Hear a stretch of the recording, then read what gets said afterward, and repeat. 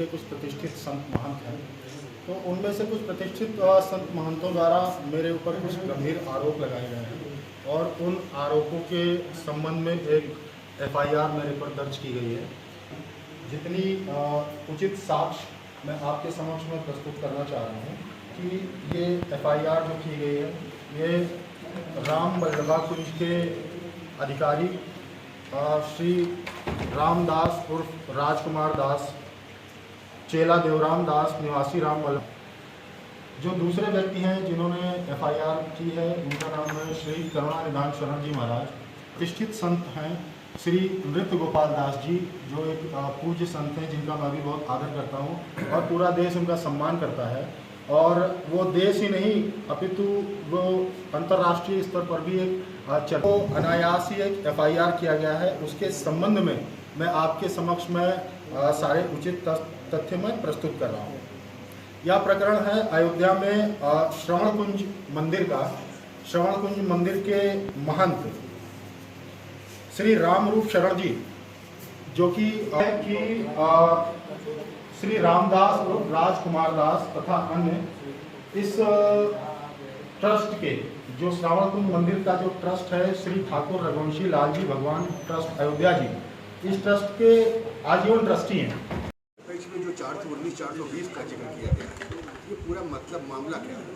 मैं आपको इसका पूरा प्रकरण विस्तार में बता दे रहा हूँ। मेरा नाम अनुराग मिश्रा है। मैंने श्रवण कुंज स्थित मंदिर के महंत श्री रामरूप शरण जी, जिन्होंने मुझे जानकी घाट स्थित भूमि को 3 वर्ष के लिए सेल एग्रीमेंट किया था, सेल एग्रीमेंट निष्पादित किया था और भूमि की जो उसमें मालियत, सरकारी मालियत 3 करोड़ 10 लाख रुपए श्री रामदास उर्फ राजकुमार दास जी ने मेरे संबंध में एक मुकदमा दर्ज करवाया है और हम 4 लोगों को इसमें आरोपी बनाया है। 419, 20, 67, 68 और 71। प्रकरण यह है कि श्रवण कुंज मंदिर का जो पहले ट्रस्ट था उसमें राजकुमार दास जी और महंत नृत्य गोपाल दास जी महाराज से लेकर के 19 लोग ट्रस्टी थे, परंतु जायज़ कारणों से रामरूप दास जी ने, श्रवण कुंज मंदिर के महंत जी ने उस ट्रस्ट को भंग कर दिया था और ट्रस्ट भंग करने के बाद नया ट्रस्ट गठित हुआ था।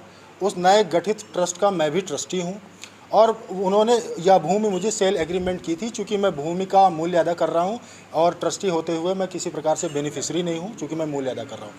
अब चूँकि ट्रस्ट वो पूर्व गठित ट्रस्ट भंग हो चुका था तो राजकुमार दास जी अन्य ट्रस्टियों का अब उससे कोई लेना देना नहीं रह गया है और रामरूप शरण जी को कंप्लीट पावर, कंप्लीट अथॉरिटी थी कि वो उस ट्रस्ट को वो भंग कर सकें।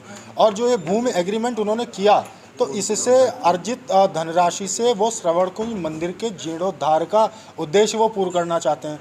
अब राजकुमार दास जी ने जो इसमें फर्जी एफआईआर करवाया है, मैं उसके संबंध में मैं बता दूं कि इसी प्रकरण को लेकर के यही वादी राजकुमार दास जी इन्होंने सिविल सूट फाइल किया, मेरे अगेंस्ट सिविल सूट फाइल किया, श्रवण कुंज मंदिर के महंत के अगेंस्ट सिविल सूट फाइल किया, लेकिन इनको कोई राहत कोर्ट ने दी नहीं, क्योंकि इनका सारा मामला कोर्ट के सामने आया तो कोर्ट ने कहा आपको तो कुछ लेना देना नहीं है, इससे कोई राहत नहीं मिली। अब ये चूँकि ये बहुत बड़े प्रभावशाली राजनैतिक वर्चस्व रखने वाले व्यक्ति हैं तो इन्होंने अयोध्या के पुलिस प्रशासन को दबाव में लेकर के इन्होंने एक फर्जी एफआईआर मेरे ऊपर करवाया है।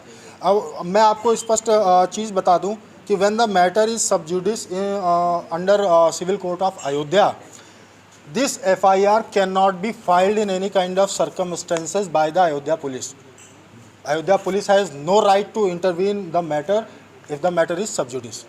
अब जो मामला है मैंने इसके संबंध में मैंने हाई कोर्ट के समक्ष मैंने इस FIR को क्वैश करने के लिए मैंने याचिका की है। सोमवार को उसकी हेयरिंग लगेगी और सभी तथ्यों और साक्ष्यों के आधार पे वो फर्जी FIR क्वैश हो जाएगी। लेकिन इसमें जो सबसे गंभीर विषय है, इन्होंने ज़मीन का जो मूल्य बताया है 50 करोड़।